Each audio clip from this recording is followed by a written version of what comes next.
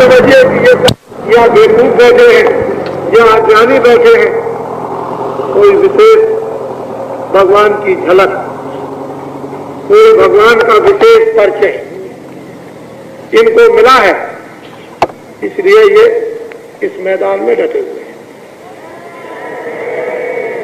मैं ये निश्चित करके जानता हूं, इसमें दो बातें नहीं है कि मैं अगर यहां से चुपचाप चला जाऊं, किसी को न बताऊं और ये यहां ढूंढने लगे, आशा ये रखें कि शायद इधर होंगे उधर होंगे, और जब इनको पता चला जाए कि मैदान से चले गए तो आप ये देख लीजिएगा कि 4 घंटे के अंदर ये मैदान खाली हो जाएगा।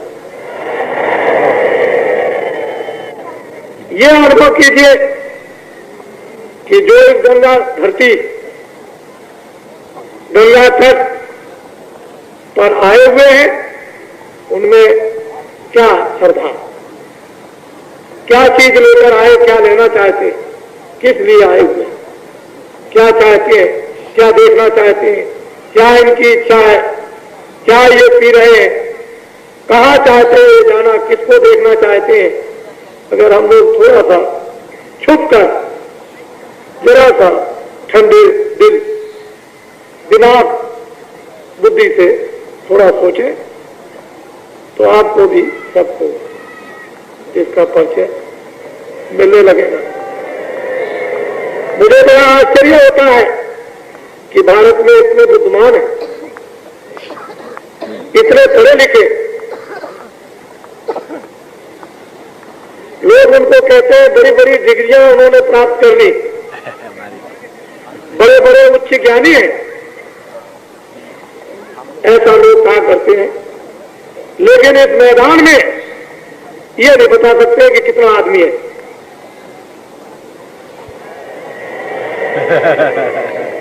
बड़े आश्चर्य की बात, इतना आदमी इस मैदान में, और आप उसका अनुमान लगा सके तो देश में आपने कुछ नहीं समझ पाया। फिर तो आपको देश में यहां और वहां, इधर उधर चैन मिल ही नहीं सकती। इसलिए आप बहुत सोचें, बहुत समझे, बहुत देखें। और अभी तो 2 करोड़ की बात थोड़े ही दिनों के बाद तारीख आपको बता दी है, सालों से बता रहा हूं, 31 मार्च 80 के अंत समय तक 10 करोड़ आदमी, अभी तो जर्रा भर इनको हो रहा, और फिर कितना होगा कटोरी, फिर क्या पूछना, फिर तो दरिया चलने लगेगा। उस समय पर आप देखिएगा तो सब प्रेमी नर नारी, ऐसा गोपनीय भेद अपने घर में जाने का, 2 ही काम करो, या तो हाथ पकड़ा दो, ऐसा करो कि हाथ पकड़ लो, तुम्हें 2 काम करो, या पकड़ा दो या पकड़ लो। पकड़ने में सुविधा समझते हो तो पकड़ लो, और नहीं पकड़ने में सुविधा समझते हो तो पकड़ा दो। अगर ये समझते हो कि मैं पकड़ करके फिर नहीं छोड़ूंगा तो पकड़ लो, और ये समझते हो कि ये बाजार माया का है, मैं अगर पकड़े रहूंगा कहीं मुझे लुभाने वाली चीजें माया भी मिल गई और मैंने हाथ छोड़ दिया तो मैं भटक जाऊंगा, तो ऐसा करो, पकड़ा दो तो वो कभी नहीं छोड़ेगा। कहीं भी रहो, एक देवी अपने ससुराल में जाती है, मैके में पैदा हुई, 20 बरस मां के साथ, पिता और भाइयों के साथ रही, लेकिन 1 मिनट के अंदर घर का संबंध तोड़ देती। 1 मिनट उसको कोई मोह ममता नहीं रहती है, दिखाने के लिए तो रो लेती है, लेकिन जैसे ही गांव के बाहर गई चुपचाप चली जाती है अपनी ससुराल में। ये क्या है आपको तो मालूम है ना, ये तो जानते नहीं आप। इसलिए प्रेमियों में यही बात, भक्तों में यही बात रही कि 1 मिनट में दुनिया का नाता फट तोड़ देते, कोई उनको कुछ नहीं, क्या गई चिंता गई, क्या है, किसकी परवाह हो, कौन है।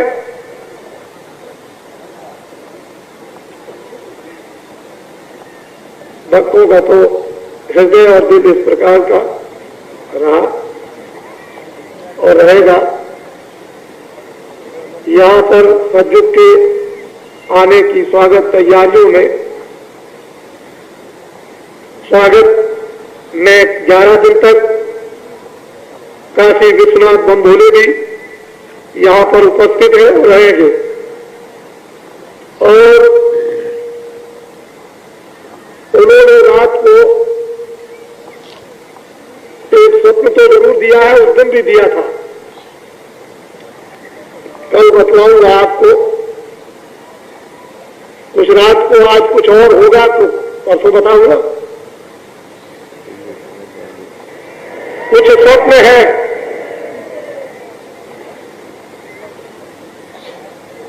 जो स्वप्न आपके सामने बमभोले का आएगा वो सब आपको देखने को मिलेगा।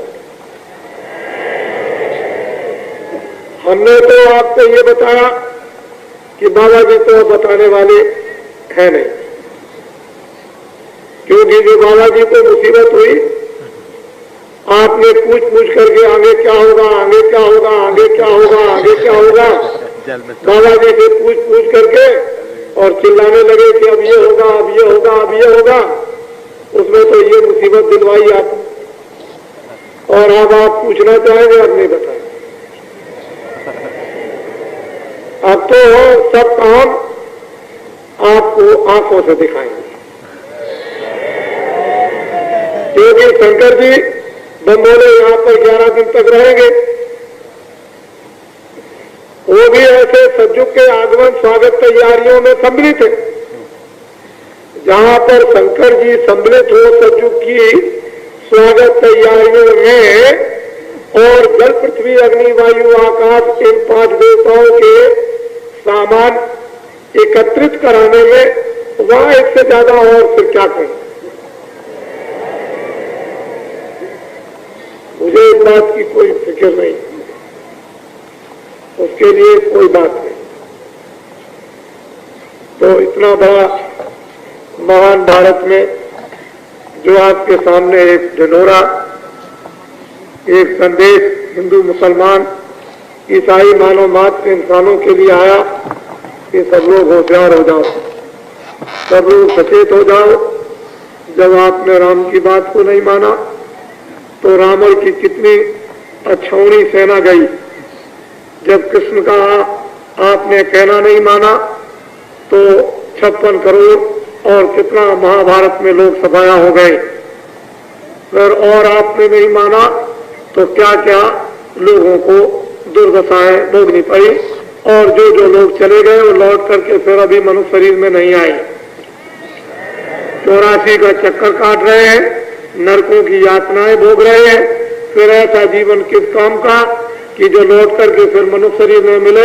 84 और नरकों के चक्कर में न मालूम कितने करोड़ों वर्षों तक पड़े रहे।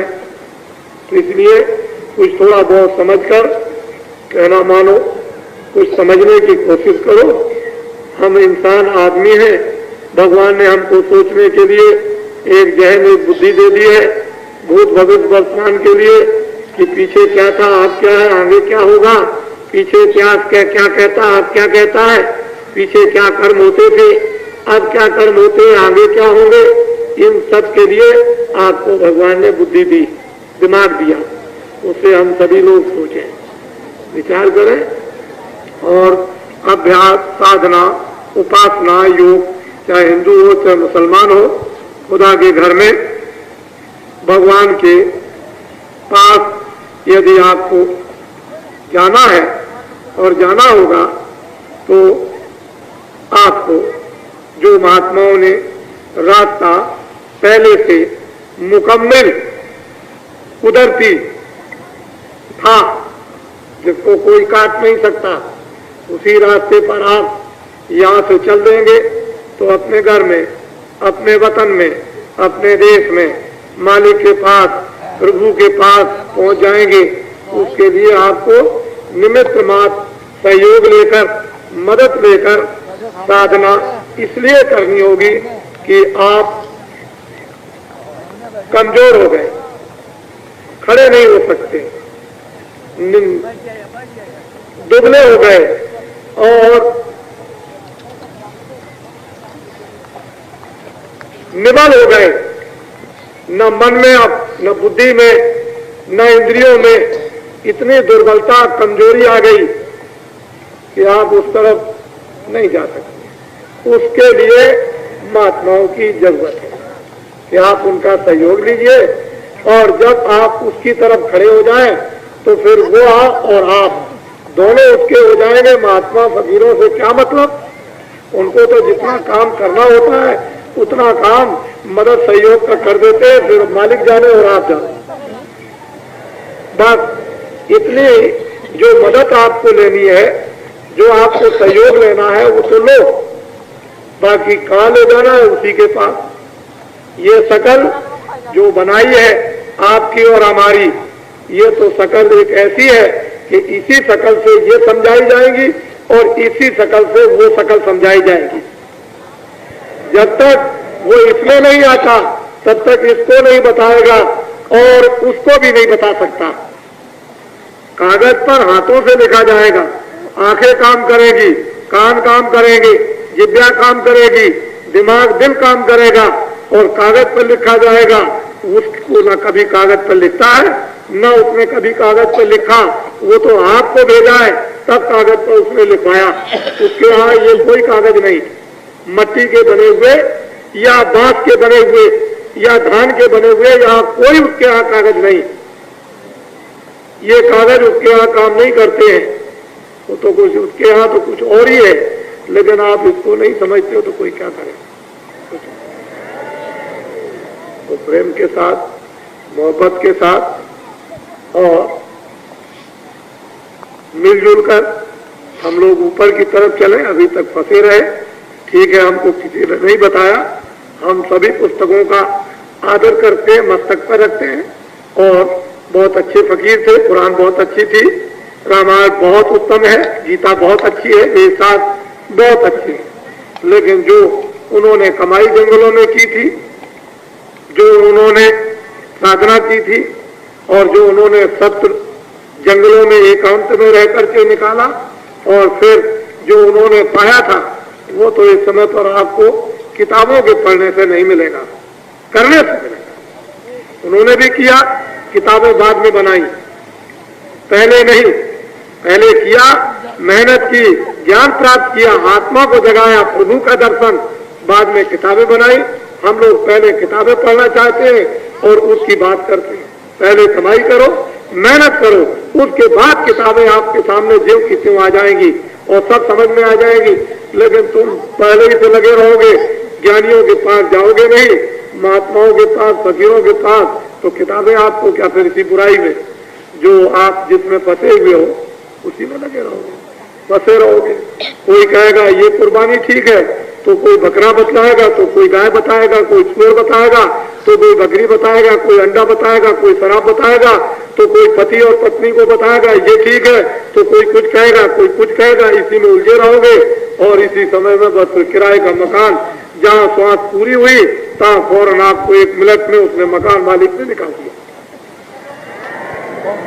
चल दिया आप। तो इन दिनों में आप यहाँ पर उपस्थित हुए हो, हम आपसे निवेदन करेंगे कि आप एक एक दो दो आदमी तो अपने जहाँ पर बिस्तर आपका सामान है छोड़ दें, लेकिन ज्यादा तादाद में यहाँ चले आया करो, ताकि सामने बैठ करके आपको नहीं मालूम, आंखें देखती हैं तो उनसे क्या मिलता है, सामने नजर रहती है, सामने शब्द पढ़ते हैं, सामने सूरत मूरत एक दूसरे की दिखाई देती है, उससे क्या मिलता है वो आपको भी नहीं मालूम, लेकिन कुछ समय के बाद तो मालूम हो ही जाएगा। इसलिए सामने रहना चाहिए। पीठ पीछे रहोगे, दूर रहोगे, ना अपनी शकल दिखाओगे, ना देखोगे, तो फिर जो चीज मिलनी होगी वो नहीं मिल पाएगी। इसलिए ज्यादा तादाद में मैदान में आ जाओ। और ये बहुत अच्छा तट है, सुहावना है, एकांत है। इतने सब लोग होते हुए भी ऐसा मालूम होता है कि जैसे कि कुछ है ही नहीं, क्योंकि प्रेम से मोहब्बत से रहते हैं, इसलिए पता नहीं चलता है एक ही जगह पर। बिल्कुल जैसे कि पतंगे जब लाइट के ऊपर में वो अपने आप को दीवाना होते हैं, पागल होते हैं, तो एक दूसरे को कोई अपने का उसको ज्ञान नहीं रहता है। वो तो रोशनी देख करके बस उसमें भूल जाते हैं, अपने शरीर की सुध बुध भुला देते हैं। ठीक यही हाल इस मैदान में लोगों को देखने को मिल रहा। कोई किसी का सामान गिर रहा है, कोई बच्चे गिर रहे हैं। इधर अभी कई एक देवियां बैठी थी, हो गई। कोई देवियों को भूल रहा, कोई बच्चों को भूल रहा, कोई पति को भूल रहा, तो कोई कुछ भूल रहा, कोई इधर देखता है तो कोई मौका उठाता है, चलो ये भी काट ले, कोई कुछ ही ले जाए, कोई कुछ ले जाए। लेकिन ये है सब बदहोश, होश नहीं है। वो पतंगे अपने को बिल्कुल उस पर निछावर हो रहे, और खाक की चीज खाक में मिलाकर इस अस्तित्व को मैट करके उसको चढ़ा देना है उस पर। अगर इसको बनावट को मैट करके आपने और असलियत को निकाल करके उस सत्यता को सत्य पर चढ़ा दिया, बस हो गया काम, रह गया, फिर कुछ रहने को नहीं है। तो मंजिल बड़ी ऊंची है। ये मृतलोक है जो दो आंखों से दिखाई देता है, इसकी हदबंदी है, इसकी सीमा है, और उस सीमा के बाद में फिर स्वर्गलोक, फिर उसके बाद सीमा के बाद वैकुंठ लोक, फिर उसके बाद में फिर शक्ति लोक, और फिर उसके बाद में भगवान का लोक जिसको खुदा का कहते हैं, ईश्वर का, और फिर उसके बाद में रब का लोक जिसको ब्रह्मलोक कहते हैं, फिर उसके बाद में बड़े बड़े ब्रह्मांड वो उस पार ब्रह्मांड में, और फिर कितनी त्रिलोकियां और कितने लोक और कितने मंडल बने हुए हैं, वो उस कारीगरी को कौन बताए। यहां से आपको चढ़ करके चलना पड़ेगा। उसके लिए बिल्कुल सीधी सड़क है, ना आपको इधर भटकना ना इधर भटकना, बस केवल इतना ही है कि उस पर खड़े हो जाओ और जो सड़क पर चीज उस पर सवार हो जाओ। वो मोटर है कि हवाई जहाज है कि क्या चीज है, उस पर सवार हो जाओ। और कहीं अगर आपका तार का तार चल गया तो एक सेकंड भी उधर जाने आने में नहीं लगता।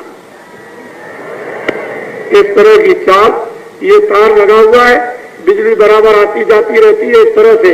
इसी तरह से सूरत रूह बराबर चढ़ेगी उतरेगी, चढ़ेगी उतरेगी, चढ़ेगी उतरेगी, चढ़ेगी, कितने ब्रह्मांडों को यानी एक सेकंड के अंदर पार कर जाती है। यह ऐसा सनातन पुरातन अनाज का रास्ता है, और वो आज हम सब लोगों को सुनने को मिल रहा। हम थोड़े दिन तक तो आश्चर्य करते हैं, लेकिन जब हम लग जाते हैं उस कार्य में, उस काम में, उस साधना में, उस रास्ते में, और जब हमारे सामने सब चीजें अनुभव में उतरने लगती हैं, उसका आनंद और ज्ञान जब मिलने लगता है, उसकी शक्ति का संचार जब होने लगता है, और प्रेम प्याला जब पीने को मिलता है, तो सब समझते हैं कि ये तो कुछ और ही था।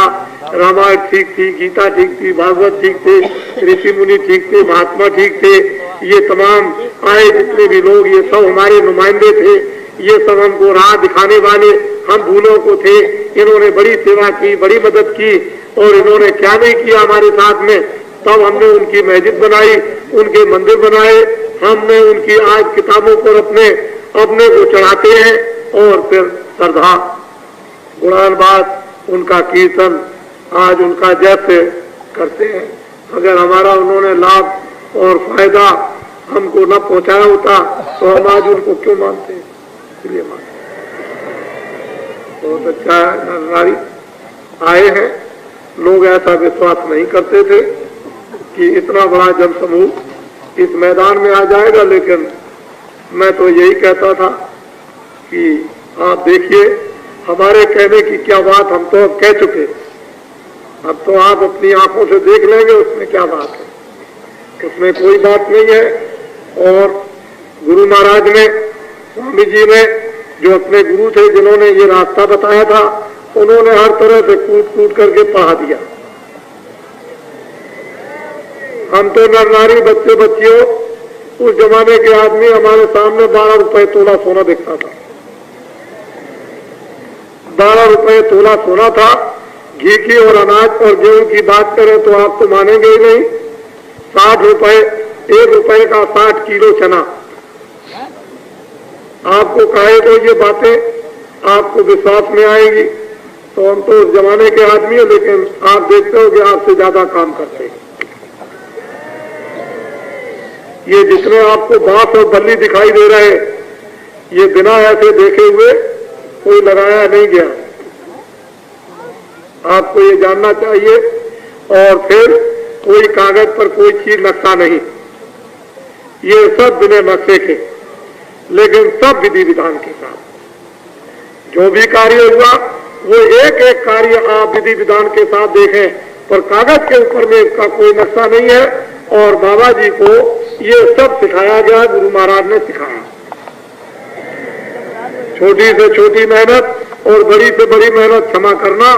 बाबा जी ने कढ़ाइयां मली है साधु महात्माओं की, तो ये हाथ के निशान घिस गए, सब कुछ मिला है। लंगोटियां पीछी, खाना बनाया, झाड़ू लगाई, जमीनों को लीपा, उनके कड़ाओं को मला और उनके चिमटे सहे, चिमटे मारे गए, वो भी पहन किया। तब जाकर के कई बहुत दिनों के बाद कृपा दया हुई। ऐसे नहीं मिला करता, आपको तो मुफ्त में मिला, आपको मुफ्त में मिला, आपसे कोई परीक्षा नहीं ली गई। मैदान में आए फौरन, यानी फौरन दिया जाता है, उधर से आए हमको भी मिलना चाहिए, अच्छा भाई आ जाओ, तो आपको दिया जा रहा। लेकिन अगर आपको कहीं ये काम हो तो बहुत मुश्किल हो जाए। कोई परीक्षा नहीं, ये तो हंसी खुशी से जहाँ हम करते हैं वहाँ आप भी करते हो, ये कोई बड़ी बात नहीं है। ये तो मतलब ये परीक्षा का काम नहीं है, तो आप घर में रोज ही ये काम करते हो। लेकिन ये परीक्षा पहले महात्माओं ने ली थी, अब कलयुग में लोग परीक्षा नहीं दे सकते। कलयुग में तो भगवान की कृपा की बख्शीश होनी चाहिए। जीवित योग नहीं है कि वो परीक्षा देंगे, वो तो कलयुग में यानी ये विधान पास करा लिया गया है कि आप कोई परीक्षा नहीं। क्यों? उसका मतलब कुछ था। उस परीक्षा के संबंध में महात्माओं ने ये बताया। पंजाब में एक महात्मा रहते थे, उनके यहाँ वो सेवा किया करते थे। उनके शिष्य, वो गृहस्थ आश्रम में रहते थे, 12 बरस तक सेवा करते रहे। उनके लड़के भी बड़े हो गए और उनके सेवक भी आश्रम में खूब सेवा करते थे। एक दिन बारिश हो रही थी, अपने बच्चों के साथ महात्मा जी घूमने गए। एक बोझा लाद करके उधर से आ रहा था सिर पर किसान, तो पानी बरस रहा था। महात्मा जी ने कहा अपने बच्चों से कि देखो बेटा, ये बहुत बोझे थे, बहुत ज्यादा बोझा है और पानी बरस रहा है, ये थक गया। ऐसा करो कि तुम इस बोझे को ले लो और वहां तक इसको मेरे कहने से डाल आओ। तो लड़के बोले, कह लगे, अरे पिताजी, आपके आश्रम में तो बहुत से सिर्फ हैं, हमारे तो कपड़े खराब हो जाएंगे और हम तो लोग क्या कहेंगे कि ये बोझा लाद के जा रहे। तो पिताजी, ये बोझा किसी और को जो आपके आश्रम में सिर्फ है उनको दे दीजिए। उन्होंने बुलाया कि चलो चलो बच्चे इधर आओ। वो दौड़ करके आए कि सरकार हुक्म। कह लगे, देखो बेटा, ये किसान थक गया है, इस बोझे को उठाओ। कह लगे, हुक्म। तो फौरन बोझा लिया और उस किसान के घर पर पहुंचाया। जब घर पर पहुंचा दिया,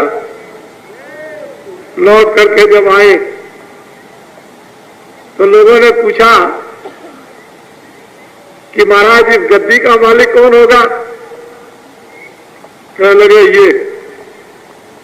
फिर लड़के कहने लगे कि अरे पिताजी, मैं तो आपका बच्चा हूं। कहने लगे नहीं, जो मेरी आज्ञा का पालन करता है वही मेरा बच्चा। इसलिए रामायण में कहा है कि एक पिता के विपुल कुमारा और पृथक कुलशील आचारा, को पंडित को तापस ज्ञाता को धनवंत दूर विख्याता, सब पर पिता प्रीत सम होई। पिता का प्रेम सबके साथ समान, लेकिन जो पितमान वचन मन करना तो प्राण समाना। जो मनता वाचा कर्मणा से पिता की आज्ञा का पालन करता है वही उनका बच्चा होता है। तो परमार्थ की दौलत ये, और ये जो मकान वगैरह मेरे नाम से वो तुम ले लो, वो तुम्हारा है, लेकिन परमार्थ की दौलत ये, परमार्थ की दौलत संपत्ति ये, और ये मकान ईंट मिट्टी के बने हुए उसको तुम ले लो, वो तुम्हारा है। तो बच्चे, महात्मा पहले परीक्षा लेते थे, आप कोई परीक्षा नहीं लेते किसी तरह की। देख लिया कलयुग में परीक्षा में कोई टिकेंगे नहीं, तो ऐसे ही बांटते रहते हैं। चलो ठीक है, अच्छा, इतने में ही आपका किनारा है, इतने में ही आपका बेड़ा पार है। जय गुरुदेव।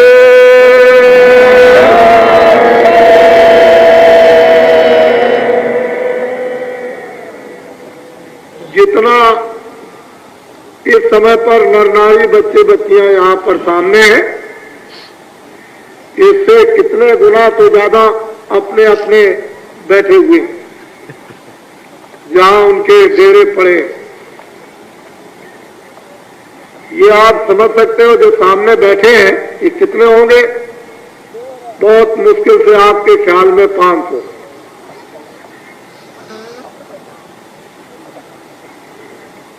आपका ख्याल होगा 500, हम तो कहते हैं शायद कोई होगा ही नहीं, कुछ नहीं, मैदान खाली पड़ा।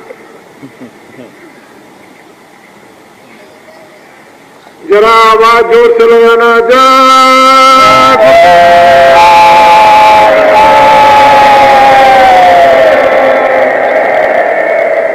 बच्चा, थोड़ा सा आप सामने वाले को जरा चुप हो जाना, सामने वाले चुप रहेंगे, और उधर जो टेंटों में है आप लोग चुप रहो। सामने के जो उधर टेंटों में वो लोग बोलेंगे, टेंटों वाले बोलेंगे जय गुरुदेव।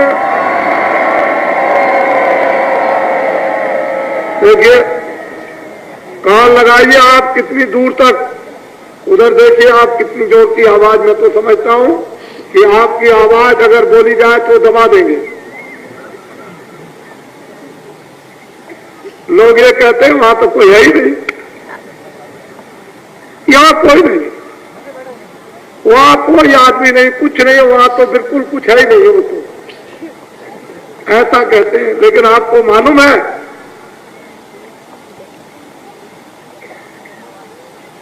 जय गुरुदेव।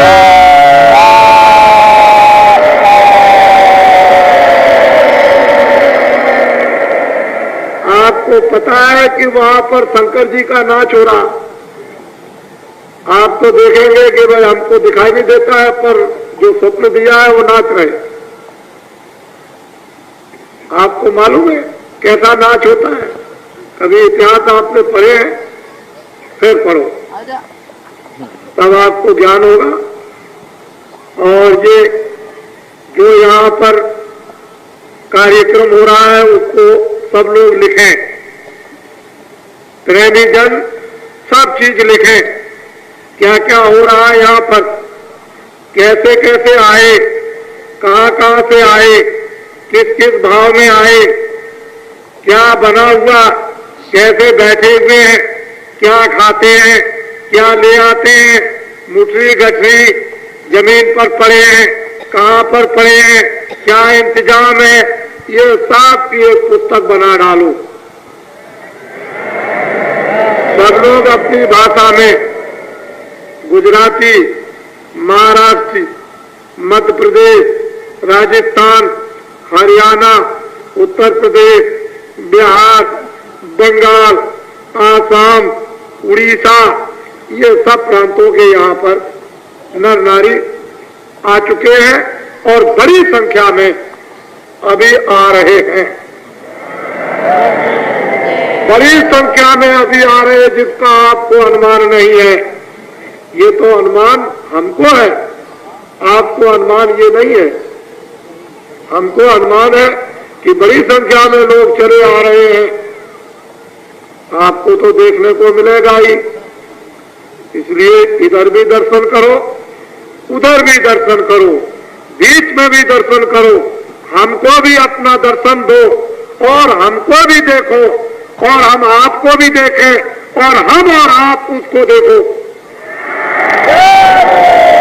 उसको देखिए, ये काशी, अयोध्या, कलकत्ते की तरफ, राजस्थान और जगहों के हमारे विद्वान यहाँ पर इसमें इस सज्जुग आगमन स्वागत तैयारियों में, जिसमें कि भिन्न भिन्न अलग अलग लिखा हुआ है कि कौन सा यज्ञ हो रहा, किसका, किस तरफ हो रहा, ये सब वहाँ वेदियों पर दूर से पढ़कर आप देख लें। हम ऐसा प्रबंध करेंगे कि आपको अंदर भी घंटे 2 घंटे देखने का अवसर आपको मिल जाए। तो मैं कोशिश करूंगा कि सभी रास्ते घंटे 2 घंटे के लिए खुल जाए, जिससे आप इधर से उधर सीधे और उधर से इधर और अंदर भी आप उसको देख सके तो ठीक से, और उसका अनुभव आप कर सके, क्योंकि इस समय पर सब कार्य पूरा हो गया। अब विद्वानों का यज्ञ का कार्य, अब पूजा इत्यादि का प्रारंभ हो गया है। और कल उन्होंने बताया दोपहर बाद अग्नि पैदा की जाएगी। उसमें हम आपसे अनुरोध करेंगे कि सभी लोग अग्नि जब उत्पन्न की जाए, प्रकट की जाए, देवताओं को प्रसन्न करने के लिए, क्योंकि देवता को रोटी तो खाएंगे नहीं, वो तो कोई दूध पिएंगे नहीं, उनको तो सुगंधी चाहिए, क्योंकि वो तो स्वर्गलोक में, देवलोक में रहते हैं, तो उनका भोजन कोई चावल और सब्जी और मसाले का नहीं है, उनका भोजन तो सुगंधी का। और इत्र से भी इत्र, और इत्र का भी इत्र, और इत्रों का भी इत्र, और करोड़ों इत्रों का भी इत्र बनाकर उस खुशबू को देवता लेते। तो आप ये समझ लीजिए, आप तो विद्वानों का विद्वत आपके काशी, ये विद्वान भी है, बाहर के आए हुए हैं, और आप उनके उच्चारण को सुने, उच्चारण सुने। शास्त्रों का हो रहा, किसी और का हो रहा, शास्त्रों की विधि हो रही, किसी और की विधि हो रही, ये भी आप देखें। और जो कुछ भी गुरु महाराज ने आदेश दिया है आपको सुनाने का, जो स्वप्न हुआ है, वो बाबा जी आपके सामने सब कुछ रखेंगे, उसको आप सब सुनेंगे। नर नारी बच्चे बच्चियां, तो भाग है कि ये सब देखने के लिए इनकी आंखें तरसती थी, लालायित थी, और ये बड़े इच्छुक थे, इनमें बड़ी तमन्ना थी, बड़ी लालसा थी सभी लोगों में। हम तो आपको ये दिखाना चाहते हैं कि यहाँ सब लोग यानी बैठकर किसी से पूछने की जरूरत ही नहीं है। उनको तो 3.5 का एक आदमी होना चाहिए, और वो आदमी आकर के अपनी अपनी तमन्नाओं को मुझे सैन बोर्ड बना ले। मैं तो सैन बोर्ड हूँ, जिसको अपनी अपनी तमन्नाएं बुझानी हो वो बाबा जी को सैन बोर्ड बना करके बुझा ले। बाबा जी की क्या बात है, वो तो आपके सामने है। तो इसलिए अपनी अपनी इच्छाओं की जो कुछ हो सकता है वो आप पूरी करो। और अब ये तो ऐसा होता है कि जो फकीर, जो महात्मा आते हैं, अपने तौर तरीके, जो भी उनका रास्ता होता है वो आपके सामने रख देते हैं। पानी पिलाने का गोल बर्तन हो, पानी पिलाने का चपटा बर्तन हो, भोजन बनाने का उल्टा या सीधा हो, आपको तो अपने खाने से मतलब, अपने स्वाद से मतलब, अपने जायके से मतलब, अपने फायदे से मतलब, अपनी तमन्ना बुझाने से मतलब, अपने मजे और आनंद से मतलब। आपको तो अपने मतलब से है। हम उसको उल्टा बनाए, सीधा, चपटा बनाए, या क्या था, बड़ा घड़ा हो, छोटा हो, इससे आपको क्या मतलब? आपको तो अपने मतलब से मतलब, फायदे से फायदा। इसलिए हमको मत देखो, आप अपनी चीजों को देखो। बस मैं इतना ही आपसे मिन्नत, प्रार्थना, निवेदन करूंगा। और आप तो बहुत ही, इसमें कोई संदेह नहीं कि बड़े भाग्यशाली हैं कि आपने अपना समय बचा करके यहाँ पर दिया है। और सबको जो बाबा जी ने कहा है उसके लिए बराबर प्रार्थना और आपके लिए मंजूर भी हो जाएगी। जय गुरुदेव।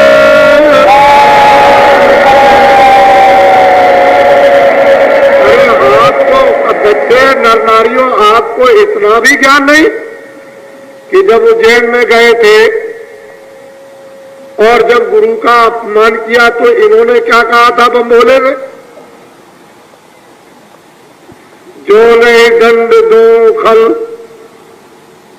मेरा मार्ग भ्रष्ट हो जाएगा। ये किसने कहा था वो जेल में, जो रामायण में आपको बताया गया, लेकिन आपको कुछ भी कोई क्या। तो इसलिए मार्ग पर आओ, रास्ते पर आओ, सम्मान पर आओ, सद्भाव पर आओ। जय गुरुदेव।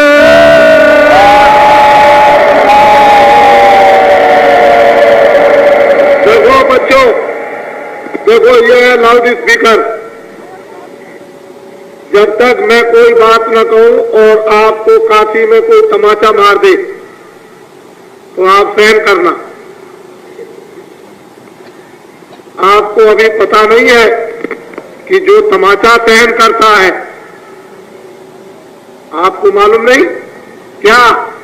एक महात्मा जी थे, नदी के उस पार से इस पार आए, नाव को साथ ले आए, बाल बनाया, मिल गए दो चार आदमी मजाक बीन। उन्होंने कहा, अरे भाई आज तो क्या पूछना है, आज तो परीक्षा करनी है। चंद घुटा मिल गया, जिसने अपनी ये चांद घुटवा ली। वो नाव पर जब बैठ गए तो क्या किया मजाक बीनों ने कि उसको यूं मारा, ऐसे करके ठोका। किसी ने ये किया, किसी ने ये, एक ने जूता उठाया और उसकी घुटी चांद में मार दिया। वो बेचारे कुछ नहीं बोले, महात्मा जी कुछ नहीं बोले, चुपचाप बैठे। थोड़ी दूर जाने पर समूची नाव डूब गई और वो सबके सब मर गए, वही महात्मा बच गए। जब महात्मा जी भी डूबे तो तैर के निकल गए और तो मर गए। लेकिन हाँफते हाँफते हाँफते हाँफते जब गुरु के उसमें आश्रम में पहुंचे तो गुरु ने कहा कि भाई ये कैसे आए, क्यों हाँफते आए? कहने लगे, महाराज मैं क्या करूं, मैंने बाल बनाया था, वहां लोगों ने मजाक किया, मैंने कुछ नहीं बोला, मैं चुपचाप बैठा रहा। अरे बेवकूफ और पागल, तुझको तो ये कह देना चाहिए था, इतना ही कह देता कि भाई तुम हमको क्यों मारते हो, तो बेचारे सबके सब बच जाते। तू सब्र करके बैठा रहा तो तेरे सब्र को मालिक ने बर्दाश्त नहीं किया। और देख, तेरी वजह से अगर कुछ भी कह देता तो उन सबकी जान बच जाती, नहीं तो वो सबकी जान चली गई। मालिक कभी बर्दाश्त नहीं करता। तो थोड़ा सा ऐसा मत करना, भाई हमने कोई गलती नहीं की है, हमको क्यों तमाचा मार दिया, इतना कह देना। अगर इतना भी अगर तुमने और बर्दाश्त कर लिया तो फिर देखोगे क्या होता। बर्दाश्त कुछ नहीं। ये तो जहां पर करोड़ों आदमी रहते हैं, शहर में क्या आप देखते हो कि कितने रहते हैं? कोई किसी को मारता, कोई किसी को मारता, कोई गाली दे देता, कोई भाग रहा, कोई कुछ करता है। तो क्या, अरे क्या तुम इसको देखते हो? तुम नहीं जानते हो कि अगर तमाचा मार दिया तो किसी का कर्जा होगा, तमाचे में पूरा हो गया। किसी का कर्जा लगा होगा तो बाबा जी ने यहाँ आकर के तमाचे में उसका चुका दिया। ये आपको समझना चाहिए। ये रहना है कि न मालूम किस किस का कर्जा हमने लिया है। और गंगा तट पर शंकर जी जो 11 दिन तक यहाँ भक्ति मुक्ति बांटेंगे, पता नहीं किस किस का कर्जा चुका देंगे। वो बहुत विचार से, जब तक बाबा जी कुछ नहीं बोले तब तक कुछ नहीं। तो तमाचे खा लो। क्या तुमने न मालूम कितनों को लाठी मारी होगी रात को, कितनों के घरों में डाके डाले होंगे, कभी सोचा है? और क्या किया होगा? तो एक आध तमाचा अगर कोई पड़ जाए तो समझना कि इतना भी उसकी दया हो गई।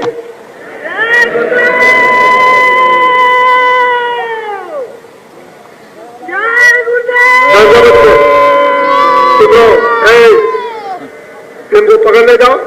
तुम कैसे आए, कैसे आए, इनको तो पैर नहीं देना, इनको ले जाओ पकड़ के। तुम लोग यहाँ ड्यूटी पे क्या रहते हो? ये बीच में चिल्लाता है। अच्छा बस ठीक है, चुपचाप बोलना नहीं।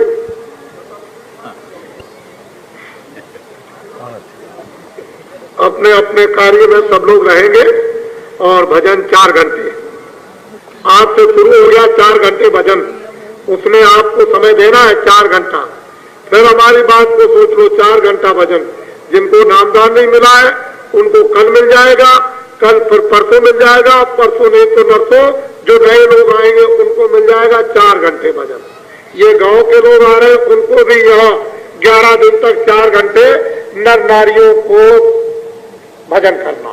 भजन ये है जो मैं आपको बताता हूँ, बैठ के चादर ओढ़ करके बिल्कुल बैठ जाओ और उस गुफा में, उस दरगाह में तुम चले जाओ जो भगवान और खुदा की है। फिर देखो कि तुमको उस दरगाह में क्या क्या मिलता है, देखने को सुनने को, तब आपको मालूम होगा। 4 घंटे आपको भजन करना।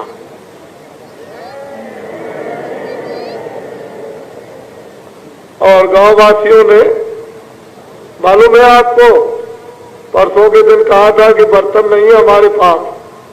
गांव वालों ने गांज दिया, गांज दिया बर्तनों को, गांज दिया कहिए। और हमने कहा भाई ट्रक क्यों जाते हो, गांज दिया बर्तन। यानी देखिए जब दिल बादशाह बनता है तो क्या होता है। गांव वासियों में कितना उनका मालूम तो होता है। अरे दिल तो दिल ही है।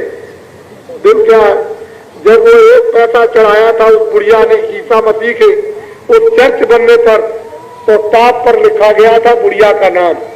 बड़े बड़े पूंजीपतियों ने कहा कि हमने लाख दिया, 50,000 दिया। अरे भाई तुमने जो दिया उसमें से बचा के दिया। लाख होगा तो तुमने 10,000 दे दिया, 10 लाख होगा तो तुमने 50,000 दे दिया। अरे बुढ़िया ने तो जो उसके पास था उसने कहा बेटा मेरे पास तो यही 1 पैसा है, इसको ले लो। तो उसके पास जो कुछ था उसने सब दे दिया, तुमने तो सब नहीं दिया। तो जिनके पास में ये होता है वो सब दे देते हैं, वही काम कर जाते हैं। जय गुरुदेव।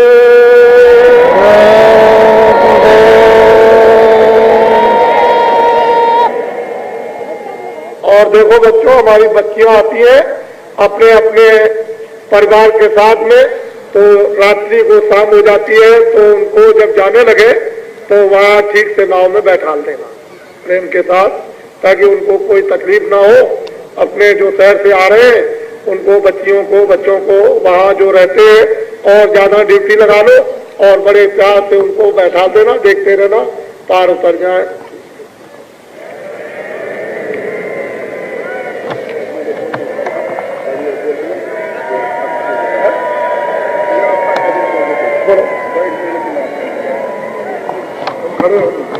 बोलो नहीं, शांत हो जा, बोला नहीं। 4-5 मिनट मैं भी बोलूंगा। आप सब लोग पहले एक बार बोले जय गुरुदेव,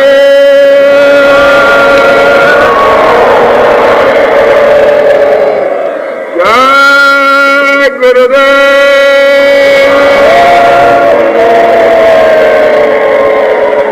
जय गुरुदेव।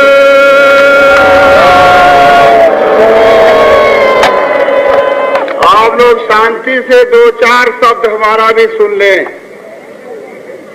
आपको ये मालूम है कि कल बात यहाँ हुआ था जिसमें सत्संगों के अनाज काल की वासनाएं संकल्प में जलाई गई थी।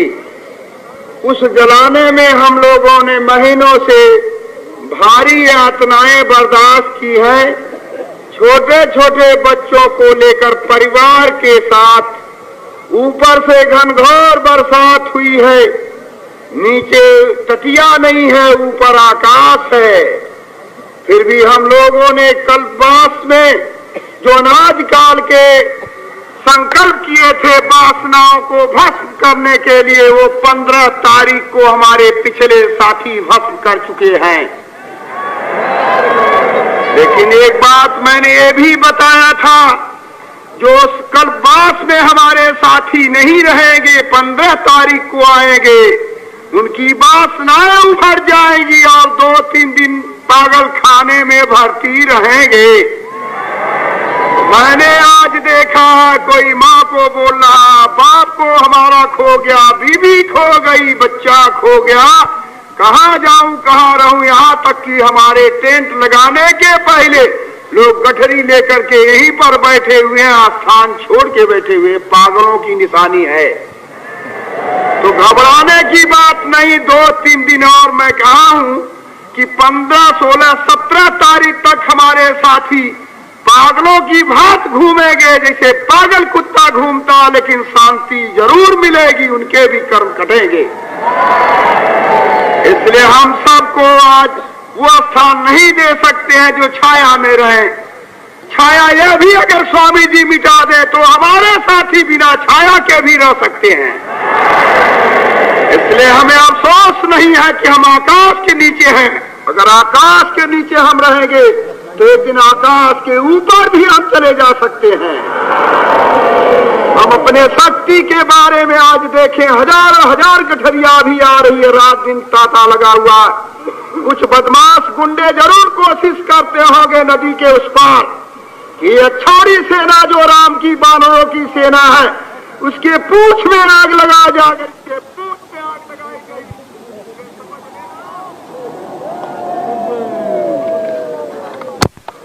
तो बंदरों के पूंछ में अगर आग लगाई गई तो हमारा रामेश्वर बन चुका है, उसकी मूर्ति स्थापना हो गई है। जो शंकर आज तक रावण के थे, अब राजा राम के हो जाएंगे। राजा राम के हो जाएंगे, उनकी सेनाओं की हो जाएंगे। तो मैंने आज सुना कुछ लोग रास्ते में छीना झपटी कर रहे थे दशाश्वमेध घाट के उस पार। आप माफ करें उन्हें अब खुदा माफ नहीं करेगा। मालूम होता है बदमाशी की अंतिम सांस वो ले रहे हैं, उन डुबकी ले रहे हैं। गंगा मेरी होगी और भागीरथी भी मेरे होंगे। अब गंगा उन लोगों की नहीं होगी जो गंगा में पेशाब करते हैं, गंगा को बदनाम